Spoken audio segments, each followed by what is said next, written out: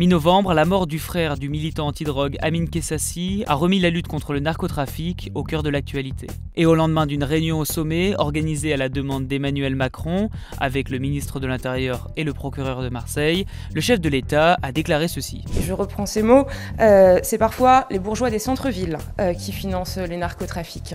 Et on ne peut pas déplorer d'un côté les morts et de l'autre continuer à consommer le soir en rentrant du travail. Mais est-ce que c'est vrai? Et en réalité, qui consomme de la drogue en France? Première chose à savoir, les Français consomment beaucoup. Pour le cannabis, nous sommes les premiers en Europe en nombre de consommateurs. Selon l'Observatoire français des drogues et des tendances addictives, près d'une personne sur deux, 45%, en a déjà fumé au moins une fois dans sa vie. C'est nettement plus que la moyenne européenne qui est à 27%. Aussi, 1,4 million de personnes déclarent en fumer régulièrement. Pour la cocaïne, on compte 1,1 million d'usagers de 11 à 75 ans dans l'année. En 2022, la France en comptait 600 000. Mais la plupart de ces consommateurs sont-ils vraiment des bourgeois des centres-villes, comme l'avance Emmanuel Macron? À Ouest France, notre spécialiste des données s'est plongé dans les chiffres et nous révèle qui sont ces consommateurs. Alors, ce que nous révèlent les rapports officiels, c'est que la consommation de drogue ne concerne pas un type de population spécifique. Selon le rapport de l'OFDT en 2023, pour la cocaïne, si dans les années 80 et 90,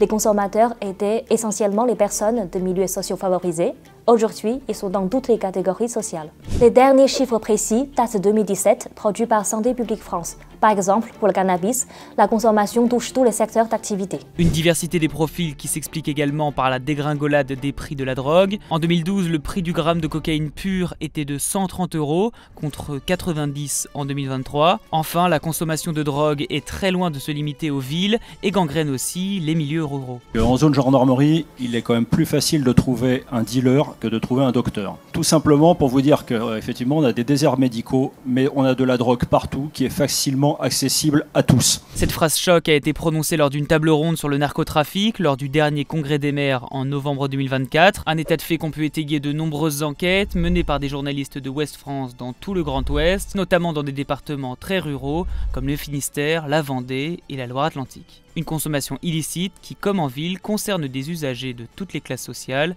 et de tous les âges.